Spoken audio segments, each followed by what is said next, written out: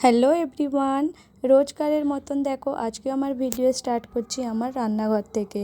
তো সকাল সকাল উঠে আগে টিফিনটা রেডি করে নিলাম। চালের আটা রুটি আর মটরশুঁটি আলু দিয়ে একটা সবজি করেছিলাম। আর দেখো এখানে রান্নাঘর ভালো করে মুছে নিচ্ছি, থালা সব ধুয়ে পরিষ্কার করে নিলাম।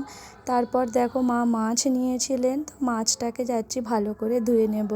আর জানো তো আমাদের একটা ছোট্ট গার্ডেন আছে ফুলের। দেখো এখানে বিভিন্ন রকমের ফুল গাছ রয়েছে, গাঁদা ফুল, এই পিঙ্ক কালারের ফুল, আমি এসবের নাম ঠিক জানি না তাই বলতে পারছি না। তো যাই হোক দেখো এখানে মাছ ভালো করে ধুয়ে নিচ্ছি। তারপর দেখো মান্নাতকে আমি গোসল করাতে নিয়ে চলে এসেছি।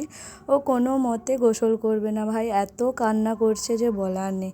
তারপর দেখো আমার রুম গোছানো হয়েছিল না, বাসি বিছান সব পড়েছিল।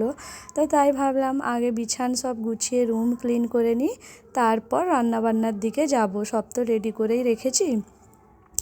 তো দেখো এক এক করে আমার ভালো করে রুমটাকে গুছিয়ে ভালো করে পরিষ্কার করে নিচ্ছি। তারপরে মান্নাতের কিছু কাপড় ছিল তাই কাপড় গুছালাম। আর জানো তো আমার ছোট্ট একটা বিজনেস আছে, এই যে পিসের, পাকিস্তানি পিস আমি সেল করি। তো আমার এটা তিনটে সেট আনা হয়েছিল 3 রকমের, তো সবগুলোই সেল হয়ে গেছে। তো তোমরা যদি কেউ নিতে চাও অবশ্যই আমাকে ফেসবুকে মানে এই পেজে আমাকে মেসেজ করবে। তো দেখো দেখতে কথা বলতে বলতে আমার রান্না হয়ে গেছে। আজকে রান্না করেছিলাম এঁচোড়ের সবজি আর মাছের ঝোল। তারপর দেখো সোজা গোসল করে সোজা একেবারে ছাদে চলে আসলাম কাপড় মেলার জন্য। আজকে অনেক লেট হয়ে গিয়েছিল আর অনেক কাপড় জমা হয়ে পড়েছিল।